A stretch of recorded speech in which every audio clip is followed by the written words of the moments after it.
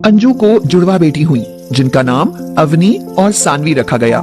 उन बच्चियों की माँ अंजू उन्हें हमेशा एक जैसे कपड़े पहनाती, एक ही जैसी चोटी बनाती। देखने वाले पहचान ही नहीं पाते थे।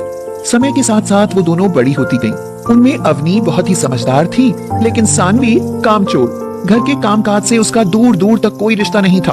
उसकी अवनी से कभी नहीं बनती थी। माँ देखो, आज सानवी फिर मेरी ड्रेस पहनकर बैठ गई। अब मैं कॉलेज क्या पहनकर जाऊंगी? क्यों सानवी, तेरी ड्रेस कहाँ है? माँ, वो मेरी ड्रेस गंदी थी, इसीलिए मैंने इसकी ड्रेस पहन ली। तो ड्रेस धोई क्यों नहीं? अरे कुछ घर का काम सीख, ज्यादा दिन नहीं रह गए हैं ससुराल जाने के लिए। विवेक और प्रतीक जैसे ही दिल्ली शिफ्ट हो जाते हैं तुरंत ही शादी की आफत मचा देंगे। अरे क्यों मेरी बेटियों को शादी के नाम से डराती रहती हो? अभी शादी को 2 महीने हैं, तब तक तो इन्हें खेलने खाने दो। संजोग की बात है कि दोनों बेटियों का रिश्ता एक ही घर में तय हुआ। वो दोनों राजवीर के दोस्त के बेटे थे। बहुत पहले ही उनके पिताजी ने अवनी और सानवी का हाथ मांग लिया था। करीब 2 महीने बाद माँ, मेरे शादी वाले लहंगे में कुछ खास बात नहीं लग रही। मैं तो अवनी का लहंगा ले रही हूँ। अवनी, तुम मेरा लहंगा पहन लेना। सानवी, ये कोई मजाक है क्या? कल को तू कहे कि मुझे तो प्रतीक में कुछ खास नहीं लग रहा, मुझे तो विवेक से शादी करनी है। वो लहंगा उसको विवेक ने दिलाया है और तू तो अपनी पसंद का लाई थी ना। माँ, आप तो हमेशा उसी को फेवर करती हो। अब चुप बैठ जाओ वरना अब थप्पड़ लग जाएगा तुझे। अंजू सानवी की हरकतों से बहुत परेशान थी। उसे डर था कि कहीं ससुराल में भी वह अवनी के साथ कुछ अन्याय न करे। अवनी सानवी से कभी झगड़ा नहीं करती थी। वह हमेशा उसकी हरकतों को देखकर चुप लगा जाती थी।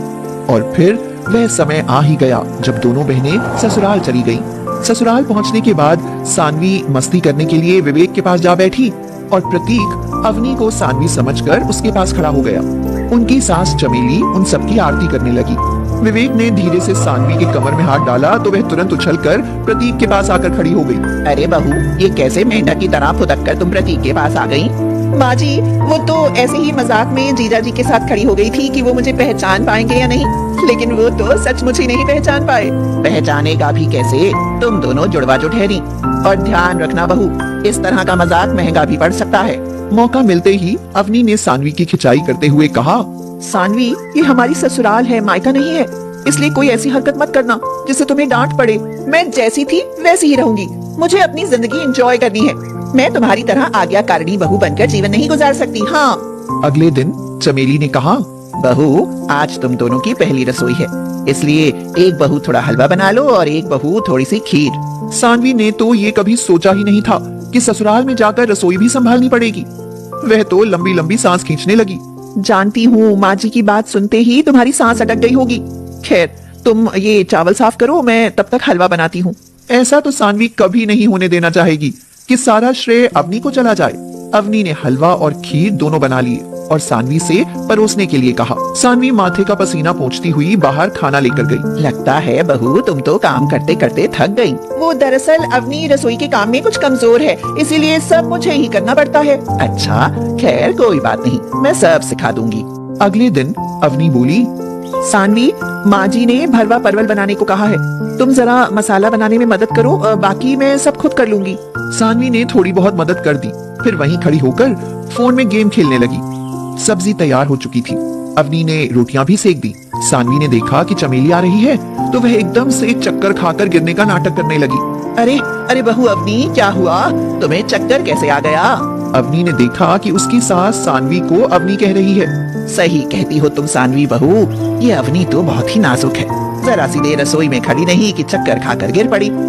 अवनी जो घंटों से रसोई में लगी हुई थी, वह ये सब सुनकर समझ गई कि ये सब माजी से सानवी ने ही कहा होगा। उस समय तो वह चुप रह गई, लेकिन उसके बाद अब तो हर रोज ऐसा ही होने लगा। अवनी रसोई में लगी रहती और सानवी फोन के गेम में। जुड़वा होने के कारण चमेली भी सच और झूठ में अंतर नहीं ढूंढ पाई और सर्व संपन्न बहू का खिताब सानवी को मिलने लगा। अवनी समझ गई कि अब पानी सिर से ऊपर जा चुका है, अब कुछ ना कुछ तो करना ही पड़ेगा। बहू हो तो सानवी जैसी एक अवनी है, रसोई के नाम से ही उसकी माँ मरने लगती है।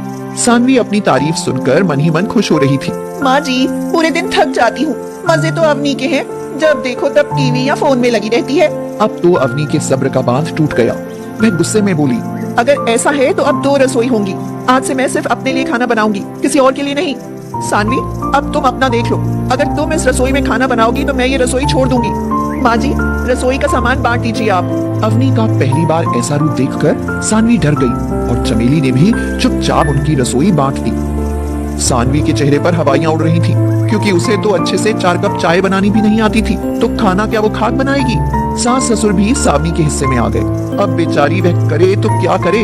अगले दिन अवनी ने अपने और विवेक के लिए कढ़ाई पनीर और तवा नान बनाई, जिसकी खुशबू सबके मुंह में पानी ला रही थी। अरे सानवी बहू, इस रसोई में तो उसे चक्कर आते थे, अब देखो कितने खुशबूदार भोजन बना रही है। तुम भी कुछ ऐसा तड़कता फड़कता सा बना लो कि उसकी खुशबू फीकी पड़ जाए। हाँ, सानवी मन ही मन सोचने लगी। बना क्या लूं कद्दू? मैंने तो खुद ही अपने पैरों पर कुल्हाड़ी मार ली, अब क्या करूं मैं? अरे बहू, सोचा कि क्या बनाओगी? मैं क्या बनाऊं माँ जी? चलो तुम ऐसा करो कि छोले भटूरे बना लो, साथ में सूखे आलू भी और साथ में बूंदी का रायता जीरे के छौंक के साथ। हाँ, सानवी ने छोले में नमक मिर्च इतने डाल दिए कि देखकर ही रूह कांप जाए। भटूरे के लिए मैदे का घोल बना डाला, सूखे आलू बिना तेल जला दिए और रायता गैस पर रखकर पका डाला। ऐसी थी सानवी की रसोई। जब ये सब चमेली ने देखा तो उसे बहुत गुस्सा आया। सानवी जोर जोर से रोने लगी। चमेली ने गुस्से से पूछा, अब रोती क्यों हो? सत्यानाश तो तुमने कर ही डाला। माँ जी, मैंने आपसे हमेशा झूठ बोला। आज तक जो भी खाना बना था वो अवनी ने बनाया था। मैंने तो कभी चाय तक भी नहीं बनाई। आप लोगों से तारीफें पाने के लिए मैंने हमेशा अवनी को नीचा दिखाया है। मैं आपकी बहू कहलाने के लायक नहीं हूँ माँ जी, मुझे माफ कर दो। ये सुनकर चमेली को बड़ा धक्का लगा। उसे भी अपनी गलती का एहसास हुआ। उसने अवनी को अपने पास बुलाया और कहा, मेरी आंखों पर झूठ की पट्टी बंधी थी, जो अब खुद सानवी बहू ने खोल दी। अपनी माँ को माफ कर दो बहू। अवनी, मुझे भी माफ कर दो, या फिर से एक रसोई कर लो। मैं तुम्हारे बिना रसोई नहीं संभाल पाऊंगी। मैं अब सब सीख लूंगी और उसके बाद तुम्हें कुछ नहीं करने दूंगी। हाँ, सारा काम मैं करूंगी। मैं तुम्हारी दुश्मन नहीं हूँ। तुम्हें सही रास्ते पर लाने के लिए रसोई बांटना जरूरी थी।